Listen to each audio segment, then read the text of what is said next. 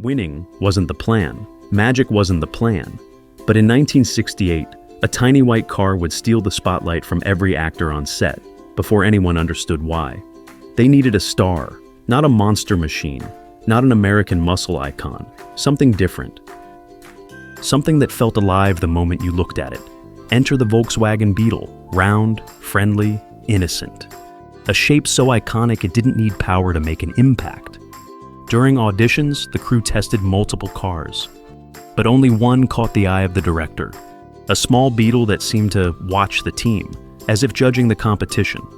Designers leaned into the car's almost human charm. White paint to make it glow on film. Racing stripes to give it purpose. Number 53, chosen for its rhythm and simplicity, like a lucky charm you didn't question. Culturally, America in the late 60s was shifting. People were tired of oversized machines and loud statements. They wanted something honest, approachable, a symbol of heart over horsepower. Herbie fit perfectly. A gentle rebellion on wheels. A car that didn't look intimidating, but refused to be ignored. And within the story itself, Herbie became more than a vehicle. He became character, friend, underdog, miracle. A mechanical misfit proving that spirit beats specs. It wasn't just a casting choice, it was a philosophy. A belief that emotion could outrun engineering. And just as the crew realized what they had unlocked, something else began to unfold in the garage that would change everything. The first shock came when engineers realized a stock Beetle could not survive the demands of a living character on film. They had to rebuild the car from the inside out.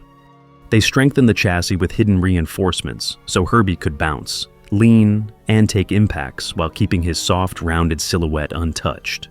They tuned multiple engines to create different personalities for different scenes, from gentle idle moments to high-energy sprints that pushed the Beetle far beyond factory behavior. Stunt specialists built cars with relocated controls so drivers could operate Herbie from the back seat, making the Beetle appear to steer himself long before digital effects existed. Inside the hero car, the interior stayed clean and simple for close-ups, while the stunt interiors were filled with cables, switches, and mechanical linkages hidden from the camera. Practical effects, teams added pneumatic tricks that let Herbie lift a wheel or tilt his body to express emotion, turning mechanical systems into a performance tool. Miniature experts built scale Beetles with exaggerated details so the camera could capture impossible stunts safely and blend them seamlessly with full-size shots.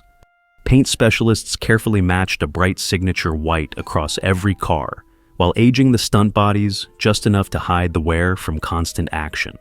Sound designers crafted a voice made only of mechanical tones by layering soft revs and playful chirps until the engine itself felt like a character with intention.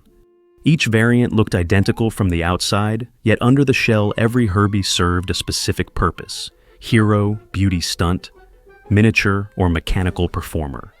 By the end of production, the Beetle was no longer a single car, but an engineered ensemble working in perfect disguise. Something deeper than hardware would soon define why audiences believed Herbie was truly alive. The moment Herbie tilted his tiny round headlights toward his future driver, something shifted, and audiences felt the spark of a character awakening inside a machine. He was introduced not with cold mechanics, but with warmth in the framing, the camera lingering as if waiting for him to respond with feeling rather than function. A soft gleam on his curved white hood turned into a quiet smile that seemed to whisper that he understood more than anyone expected. From the first rebellious wiggle of his bumper, his personality emerged with playful defiance, a behavior the story treated as intentional rather than accidental. He bonded with his driver through shared frustration and fragile hope, becoming an emotional refuge when humans could not fully articulate their fears. When he steered himself toward danger to protect a friend, he transformed from charming oddity into loyal companion, a moment audiences still remember as pure heart. Racing scenes framed him as fearless and joyful, the bright Californian light bouncing off his paint like a celebration of freedom. Quiet garage nights revealed a different side, the shadows softening around him as if he were listening, caring, waiting for someone to trust him again. His quirks became symbolic anchors for the story, the cheerful horn blasts and stubborn refusals echoing the inner journeys of the humans around him. Herbie became a character because he reminded viewers of the friend they wish they had, the one who shows up without being asked and believes in them without conditions. And soon the emotional truth behind his bond begins to reveal something deeper than simple companionship. Some fans swear they remember a moment when Herbie actually talked, a clear voice, a real line. But here's the twist: that scene never existed. For decades, viewers misremembered engine noises and horn patterns as secret speech. Online forums still debate the lost talking scene, even though no version of any film contains it. Another myth claims Herbie could drive himself with no special effects at all. Reality? Skilled stunt drivers hid in impossible positions, behind seats, under panels, even inside false flooring, fueling the illusion of an autonomous Beetle. Some fans insist Herbie's super strength came from a specific magical upgrade between movies. But the truth is simpler. Different directors amped up his abilities, creating a patchwork of power levels that fans later interpreted as canon evolution. A persistent rumor says Herbie once outran a jet in a deleted sequence. Internet culture turned a playful behind-the-scenes quote into a legendary lost race scene that never made it past fan blogs. Then there's the theory that Herbie is secretly alive because of a mystical talisman hidden in the glove box. This sprang from a single production still showing a prop medallion, meant for lighting tests, misread by fans as lore. Many believe Herbie changes personality, depending on who owns him. But digging into the films reveals something stranger. The tone shifts were driven by different writing teams, not by supernatural temperament. Online communities often claim each movie used only one or two Beetles. In reality, productions deployed entire fleets, some built for stunts, some for close-ups, others for mechanical tricks that fueled more myths than explanations. Some fans remember a scene where Herbie winks his headlights at a love interest. A Mandela effect moment born from storyboard art circulating online, never from an actual frame of film. There's even a belief that Herbie's number, 53, hides a coded message about a real racing legend. But the truth traces back to a producer's favorite baseball player, sparking decades of overinterpretation. And deep in comment sections, you'll find debates claiming Herbie was once banned from racetracks for being too alive. A joke headline from the early internet became a myth repeated so often that casual fans accepted it as fact. Yet every misconception reveals something powerful. Fans don't just watch Herbie, they build legends around him. And those legends lead us straight into the next mystery waiting beneath the surface. The disaster started the moment Herbie refused to behave like a car. Crew members swore the little Beetle had a mind of its own, and production panicked before the first scene was even finished. What looked charming on screen was pure chaos in the studio. Engines stalled, hydraulics jammed. Camera setups collapsed under the pressure of unpredictable stunts. One Herbie split its chassis during a tight turn that went wrong by inches. Another lost a door when a stunt driver clipped a prop wall the team swore was safely measured. The budget team watched money burn in real time. Every destroyed Beetle meant another trip to the dealership. At one point, they kept whole rows of identical cars hidden behind the set just to survive the week. Licensing complications hit next. Volkswagen insisted the logo stay off the hood, sparking tense negotiations that slowed the entire schedule and pushed tempers past the breaking point. Directors argued about how much personality the car should show. Stunt coordinators insisted on safety limits. Producers demanded wilder scenes to justify the growing costs. A rainstorm flooded a location so badly that several Herbies had to be pulled out with tractors. Mechanics spent nights rebuilding electrical systems that had drowned under muddy water. Internet research paints an even stranger picture. Some crew members claimed Herbie's unpredictable behavior came from subtle rig differences between each model, causing stunt sequences to drift off course with no warning. Delays stacked like falling dominoes. Fights broke out over rewrites. Everyone feared the schedule would implode before the story came together. Yet in the middle of the storm, something shifted. The chaos started shaping the legend more than any planned scene ever could. The tension that followed would change how the team saw the car forever. Herbie the Love Bug arrived with a trick that felt impossible. A car that sensed emotion and reacted as if it had its own digital soul. Long before smart devices existed, audiences watched a machine behave like an early prototype of personal tech intuition. Beneath the comedy lived a concept decades ahead of its time. An onboard brain that processed the world, interpreted human intent, and responded without delay. A silent nod toward future onboard computers that would guide real cars through traffic and chaos. Herbie communicated without screens, signals, gestures, subtle cues. A primitive vision of the interface revolution that would later redefine dashboards and user interaction. He acted like an AI companion before AI had a name, predictive behavior, adaptive responses. A blueprint for the assistants now living inside every device from phones to cars. When Herbie moved without a driver, it hinted at remote control long before it was practical. The idea that a vehicle could follow commands beyond the steering wheel felt like pure fantasy. Today it looks like the early whisper of autonomous mobility. His reactions often felt like he was scanning the world, a playful echo of future sensing systems. Navigation, proximity detection, object awareness. Technologies that would transform from comedy gags into real automotive features. Even his bodywork suggested hidden strength. A small form wrapped in surprising durability. A nod toward the coming era of engineered materials designed to absorb, protect, and adapt.